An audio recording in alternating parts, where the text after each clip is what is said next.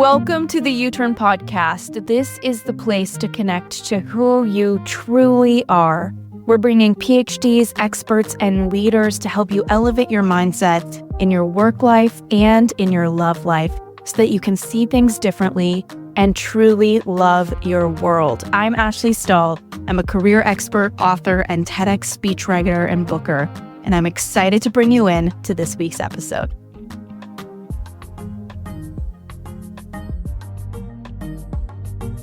What's going on, U-Turn friends? You know that I like to bring you very unique and special people that I just find throughout life, and I could not help but bring Omani Carson onto the show. An incredibly special person. Some people call him Ron, and he is somebody who is a founder and a chairman of Carson Group. It's a leading financial services company, and it serves financial advisors and investors through its free businesses, through its three businesses, Carson Wealth, Carson Coaching, and Carson Partners. I'll have to edit that properly.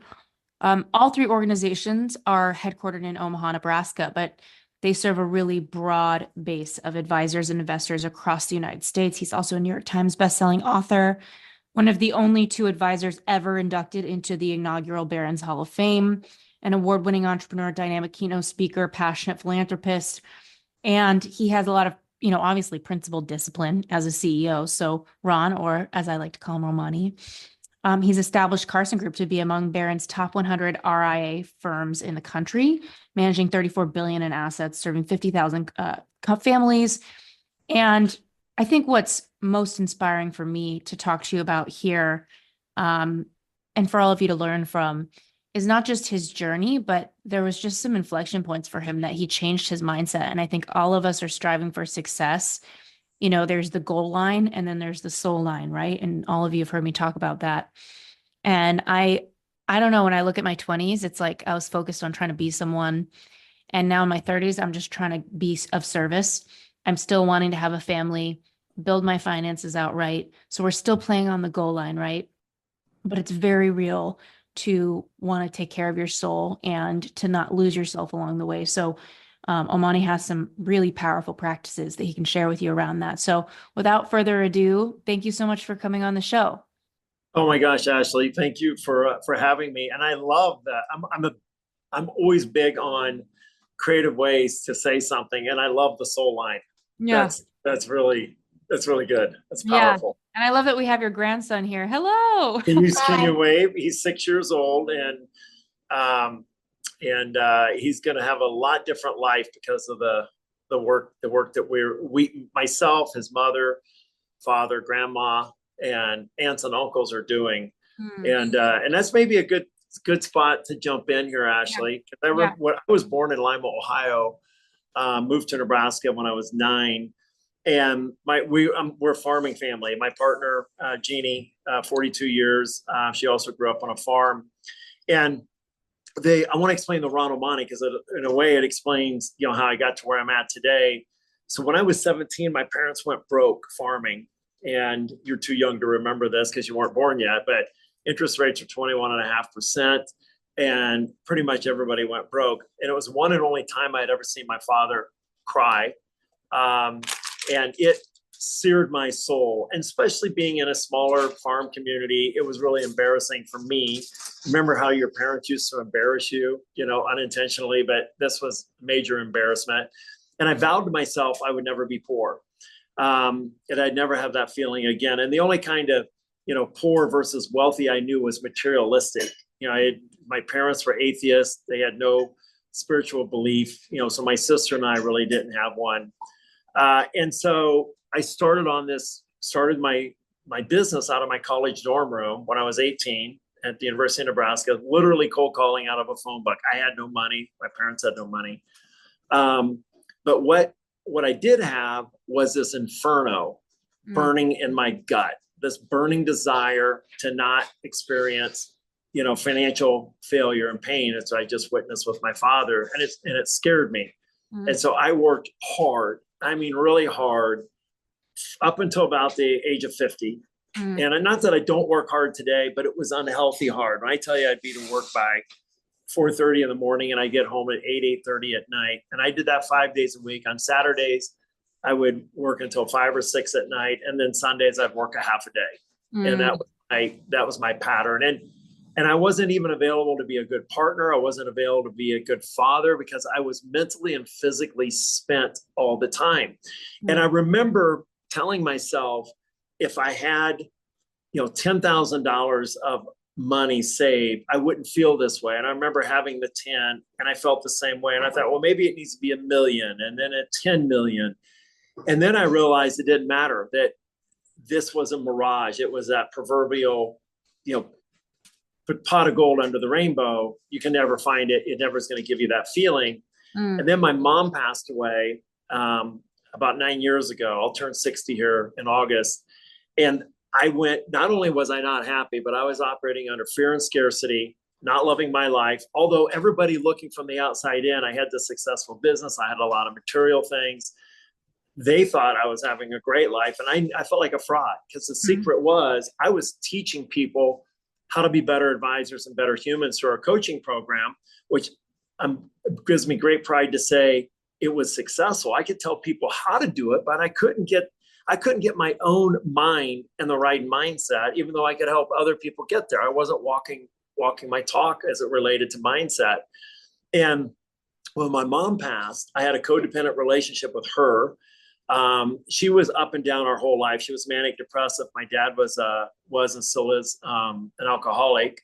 And but Jeannie and I separated during that time. And I really was on this, like, I need to find myself. I need to find some joy and happiness in my life. And I went out to Venice, California. I did a week-long intensive therapy with a gentleman by the name of Karosh, who to this day, I call him my cosmic father. He's one of my closest friends. And at the end of this week-long counseling, I felt like I had the tools, because I'd done talk therapy in the past, and it really didn't dent me anywhere. It didn't have any kind of impact. And as I was ending, I was a Friday afternoon having my final session with Karosh. I gave him a big hug and I said, I feel like I've really got the tools and the way of knowing I'm going to be okay and finding some joy in my life. And part of my agreement with Karosh too, by the way, Ashley, was that I needed completely unplug for that week. So I had a lot of time to read things, and I started learning about psychedelic therapy. And as I was leaving Karosh's office, I give him this hug and I go, oh, by the way, I've been reading a lot about psychedelic therapy, and do you think I'd be a candidate of it? And I fully expected him to say no. Otherwise, it would have come up during the week. And he said, absolutely. And I'm thinking, where the hell has this been all week? Why am I asking you about it, kind of as a parting question as I'm getting ready to walk out of your office? And he said, the medicine will call you when it's ready for you. And so he hooked me up with a doctor in Topanga Canyon, which is basically LA. And 6 months later, and up to this point, the only thing I had done was, drinking. I drank a lot of alcohol, beer, wine, pretty much anything alcohol related. I was a heavy drinker, but I didn't consider that a drug. And I was like, well, I don't know about doing these illegal drugs. And after having a few sessions with this doctor, he said, I can tell you're a great candidate. I think this will have a profound impact on your life. So I went through and I did a journey. It lasted about 10 hours in Topanga Canyon. And it was the first time ever that I knew my spirituality was born on that day. And really in 2016. And it was like, wow, there's something else out there. And since I've continued to do psychedelic therapy, going deep into a journey state, and I went from having none to I have no question about for God. And I'm not here to get religious, but for me, it gave me this amazing spirituality. And it also allowed me to shift my operating system from fear and scarcity to love and abundance. And having done this work, it's like, I need to bring this to other people suffering from what I'm suffering from. And by the way, Ashley, I can spot one of the old me a mile away. And when you hear the name Ron or Omani, the name Ronnie, reminds me of my fear and scarcity years, because professionally, I'm still known as Ron Carson. But every time I hear the name Ron, that's what it brings up, that those old patterns. And doing this work, I started working with the indigenous, fairly significant indigenous community. And for the work I did for them and with them, they inducted me into the Lakota tribe, which is a fairly large indigenous Native American tribe, and gave me my name, Tate Omani, and it means walking into a stiff wind. And so now Omani, which I prefer to go by, and everybody that meets me new only knows Omani, that represents the love and abundance operating system. So not only have I shifted my own operating system from fear and scarcity to love and abundance, but I'm also helping other individuals shift their operating system. And it's really been rewarding and very profound work for me.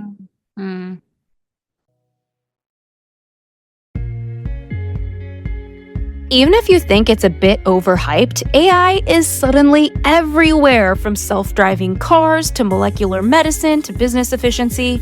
If it's not in your industry yet, it's coming, and it's coming really fast. But AI needs a lot of speed. It needs a lot of computing power. So how do you compete without your costs spiraling out of control? It's time to upgrade yourself to the next generation of the cloud. Oracle Cloud Infrastructure, or OCI. OCI is a blazing fast and secure platform for your infrastructure, your database, your application development, plus all your AI and machine learning workloads. OCI costs 50% less for computers and 80% less for networking. So you're saving a pile of money. Thousands of businesses have already upgraded to OCI, including MGM Resorts, Specialized Bikes, and Fireworks AI. Right now, Oracle is offering to cut your current cloud bill in half if you move over to OCI for new U.S. customers with minimum financial commitment. Offer ends 12/31/2024. That's New Year's Eve 2024. See if your company qualifies for this special offer at oracle.com/yourturn. That's oracle.com/yourturn. YOURTURN.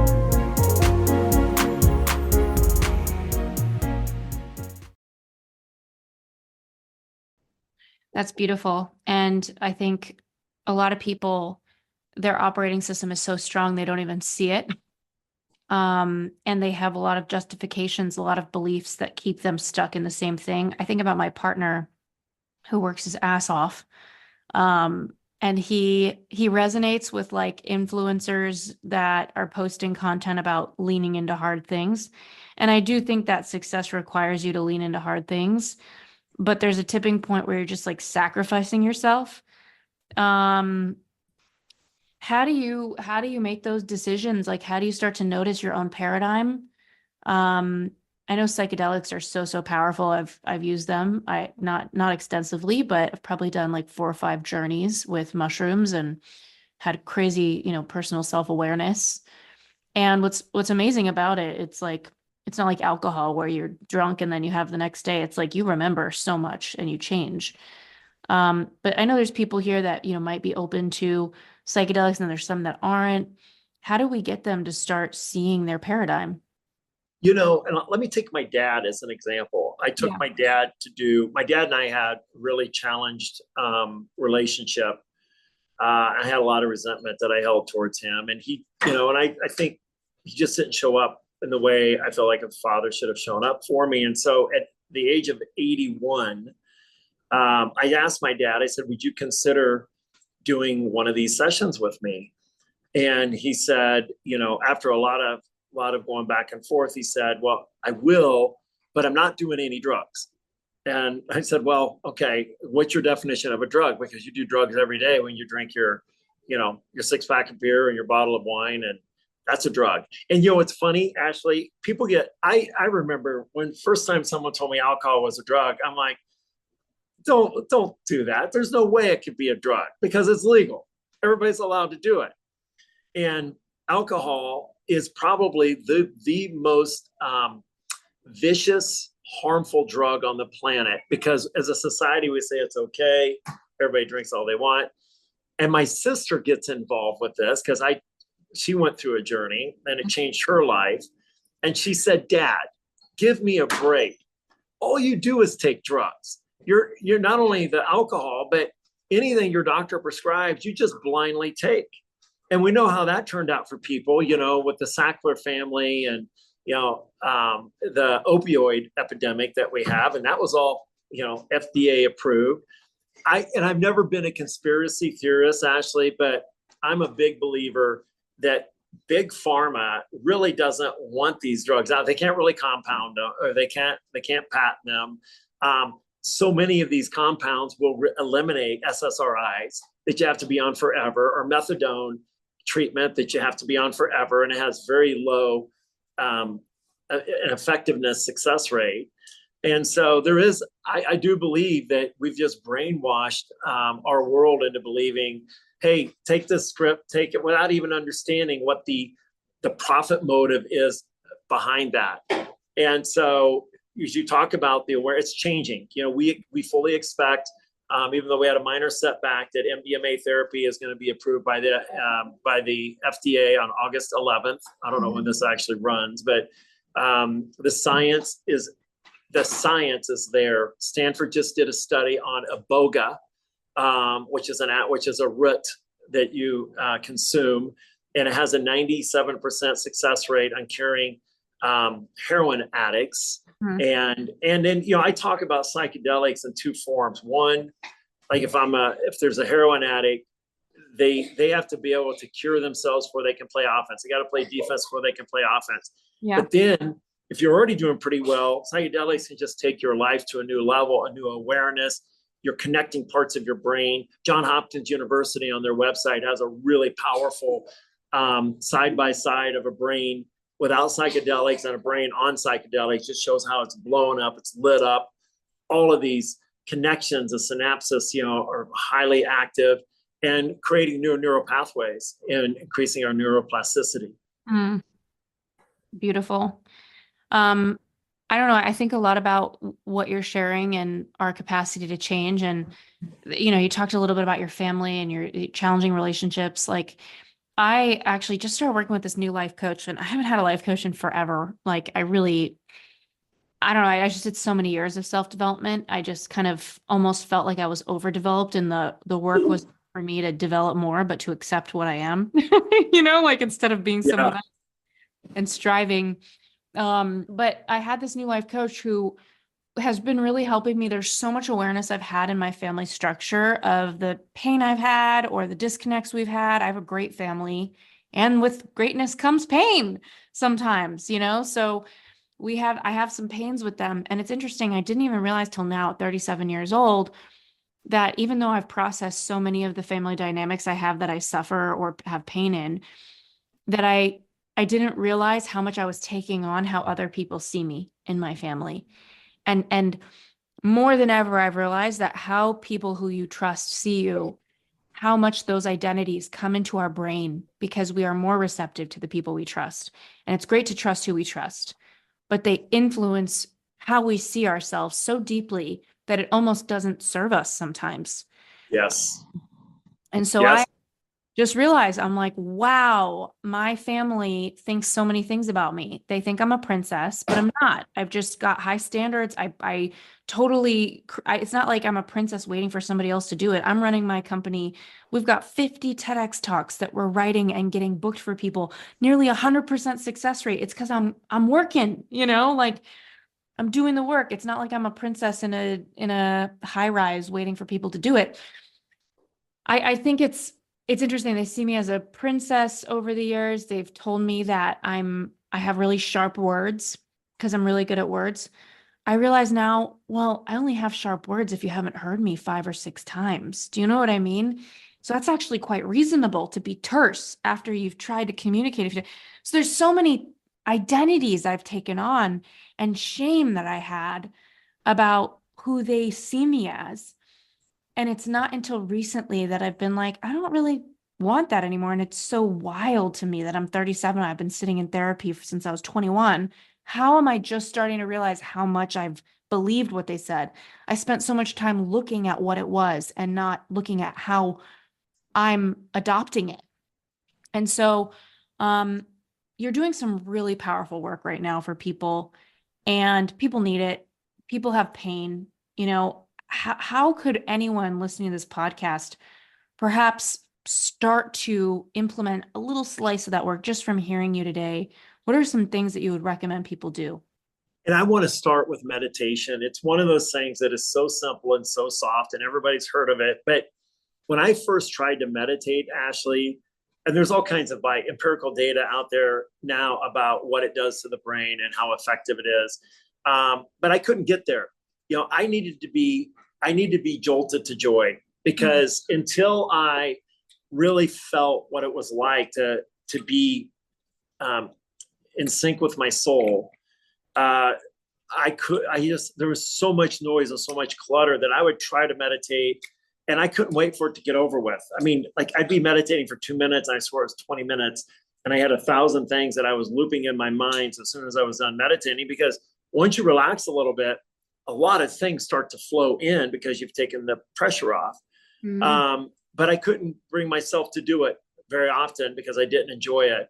And having done and Joe Dispenza has some great meditations. I'm a big favor of, I use a theta brainwave that I just listen to with my noise canceling earphones. I put an eye mask on. I get super comfortable in a really nice, reclined, either on a couch, cover up everything and just try and cocoon into it.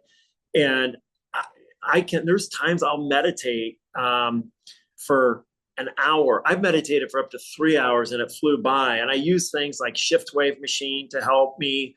I've got a Rasha machine, which is a scalar energy machine made by Dr. Jerry. And there's lots of other ways to getting there. So the first thing I would tell anyone, take 10 minutes to meditate, like really try it. Even start with 5 minutes. I did a transcendental meditation class when I really started doing this. And what really sold me, because I'm a results person, is the science that they had on what it does for the brain, what it does for the heart, what it does for longevity.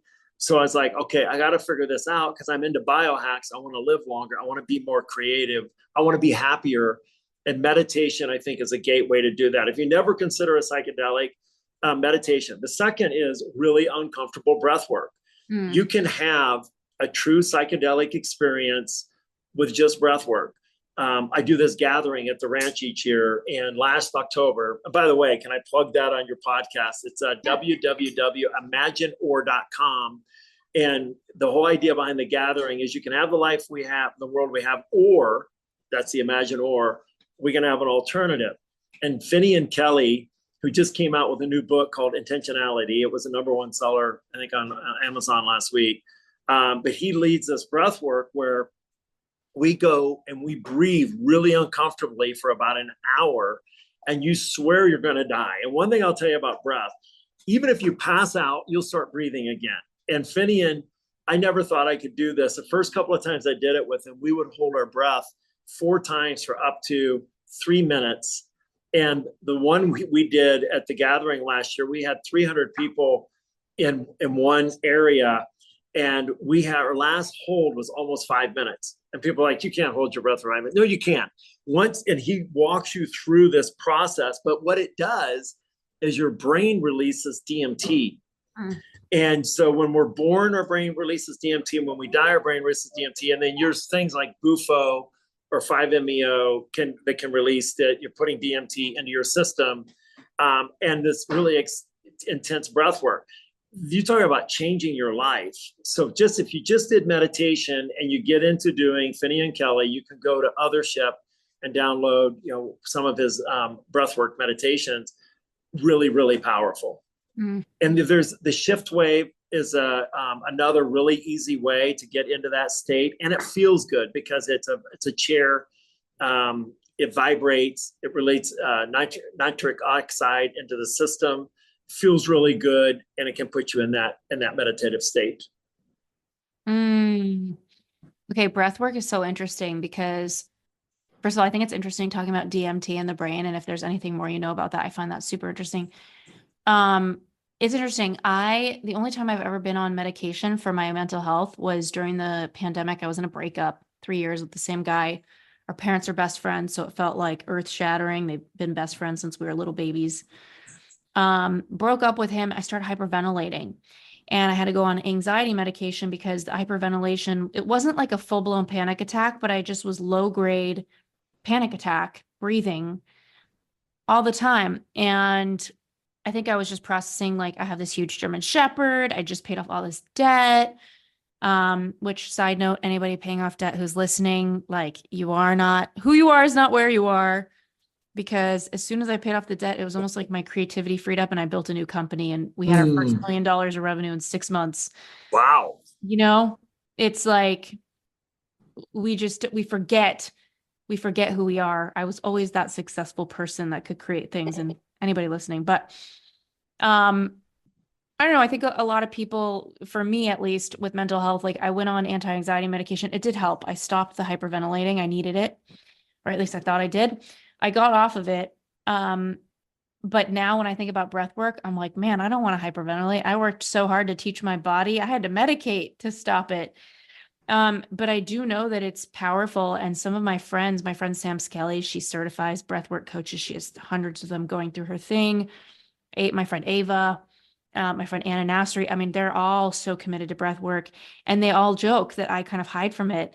Can you tell us a little bit more just about breath work in general, what your understanding is of it, why we should lean into it? Because I imagine for anybody who's come through a hard day's work, it's like 7 p.m. They're like, I don't want to hyperventilate for an hour in a room full of people, but the value's there.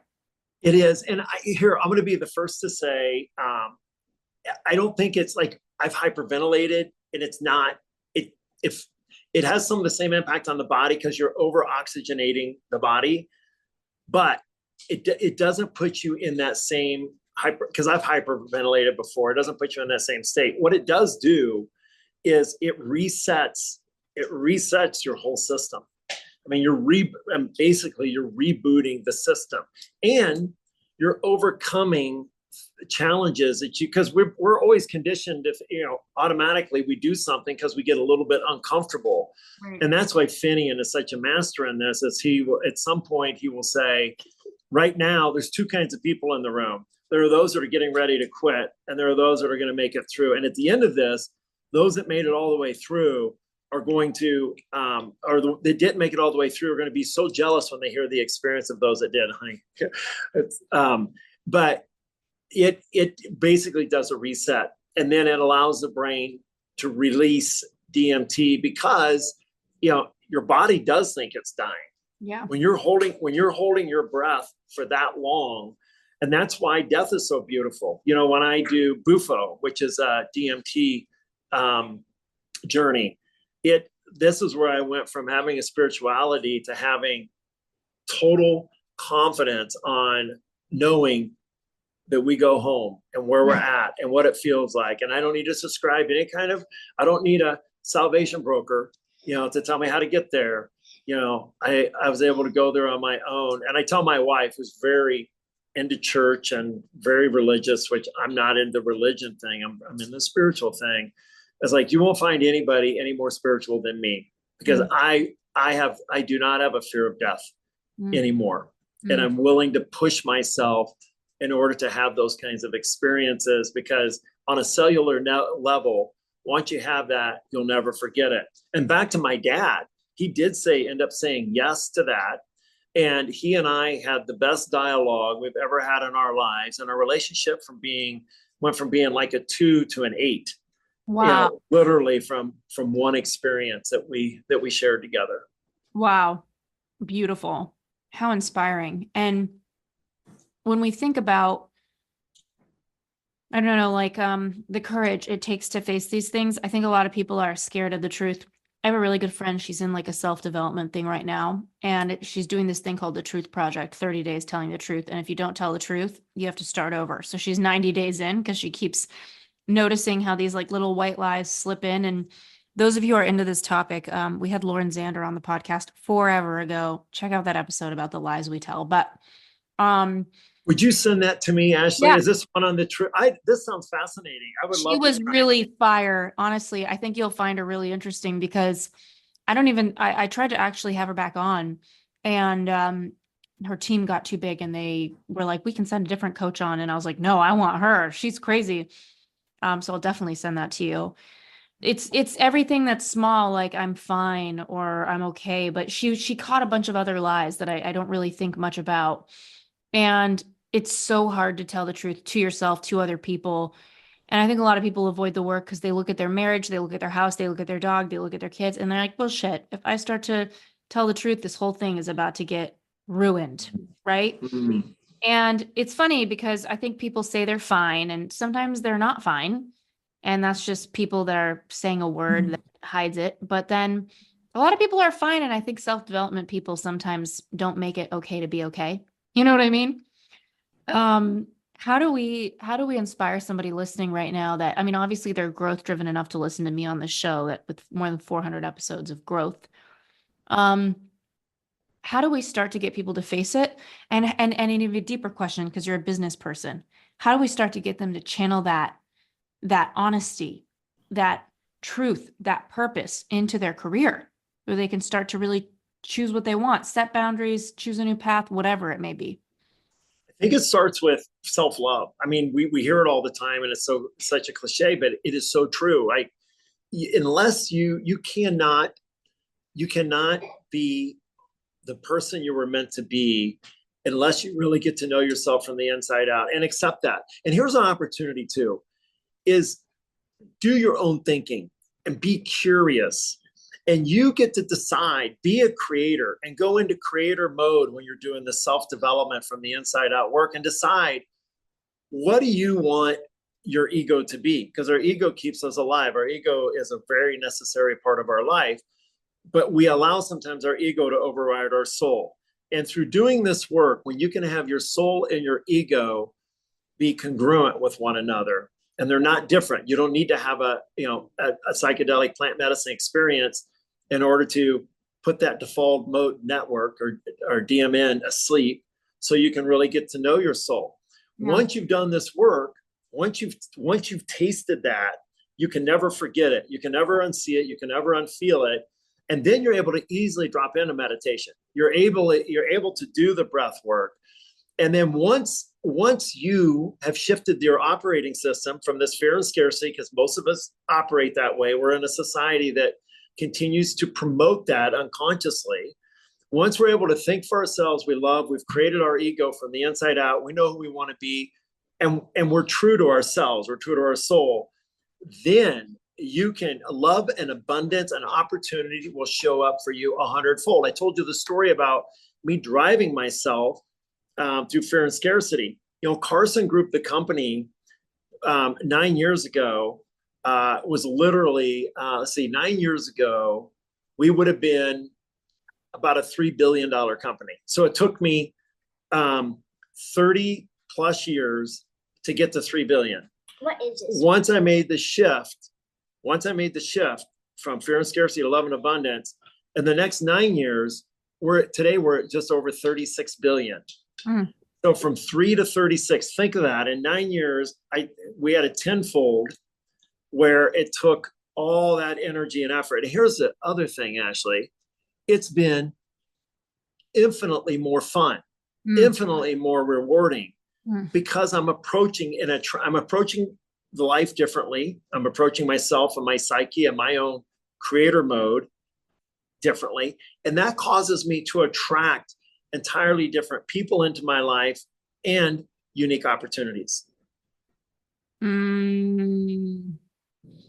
Okay, I know a lot of people have careers that they don't really like. I love to hear that you've not only been able to like increase your impact through the revenues and the clients and the service, but you've also worked on yourself. I think some people, they feel like they're a prisoner in what they're doing.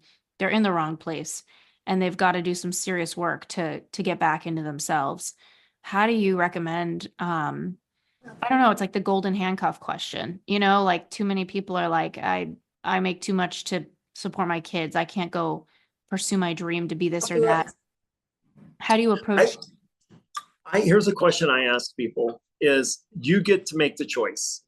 You can either, like, first of all, how happy are you? And if someone is legitimately like, I'm somewhere between an 8 and a 10, like bad days I'm an 8 and good days I'm a 10, then I said, just keep doing what you're doing. But if your range is like, hey, sometimes I'm a 2 and sometimes I'm a 6, yeah, then then you can either have the because if you don't make a change, if you're okay with the certainty of living a half life, because that's what that is, versus the uncertainty of getting out of your comfort zone and trying something new, what do you got to lose? Because it doesn't sound like you're loving your life today. And we lead retreats up at the ranch, and it's all about this, coming in and saying, if you're really truly happy and as happy and joyful as you can be, then just keep doing what you're doing. But if you feel like you're not the person you were meant to be, and there's another layer of joy and happiness that you want to experience, and going back to Maslow, all the way up to total transcendent, which is at absolutely the top of the pyramid, I'm going to argue that, your true life hasn't really begun yet, but you got to do the self-work. If you're just going to mail it in and you come up with a bunch of excuses as to why this isn't going to work, then you're right. I think JFK said, you think you can, you think you can't. Either case, you're right. Because the mind is way more powerful than anything. You have to decide internally that you're willing to go for it. Yeah. This has been such a great conversation. Where do you recommend people go to, experience more of your work, learn more from you? I mean, obviously you're a Renaissance man, which this is self-serving, but I am launching a new business in October at our gathering up at the ranch. It's called Omya, OMYA. And this is not a for-profit endeavor for me. This is my life mission, but I want to have something, I want to leave something on this planet that's a regenerative transformation business. And follow me on LinkedIn. I put, videos out, one video a week on different topics. A lot of it's around these kinds of items. LinkedIn won't let me have any more connections, but you can follow me on LinkedIn and get that. And I would say, come to the gathering. If you're really like this, and it's a melding pot. We'll have indigenous tribes there, and we'll have owners of, it's a who's who and melding pot of people from around the world, many that you will actually know and recognize. And it's really a way of immersing yourself in people that have been on this journey and totally transformed their lives. And some of them are billionaires. They were billionaires when they started it, but they weren't happy. And we have other people at the gathering have nothing. The Seco Pai will be there. They're true hunter-gatherers deep in the Amazon in Ecuador. But there's some of the wealthiest spiritual people you'll ever meet, because they truly are living their life between like a 9 and a 10 every day. And how many people do you usually expect when you're doing these sorts of things? We cap the events at 350. So there's still, I think, 20 or 30 spots left if any of your listeners want to come. Thank you so much for coming onto the show. We'll put everything in the show notes. And I'm so happy to be doing this the way that you are. It's very special. So hope everybody gets some inspo today. And until next week. Welcome to the U-Turn Podcast. This is the place to connect to who you truly are. We're bringing PhDs, experts, and leaders to help you elevate your mindset in your work life and in your love life so that you can see things differently and truly love your world. I'm Ashley Stahl. I'm a career expert, author, and TEDx speechwriter and booker, and I'm excited to bring you in to this week's episode.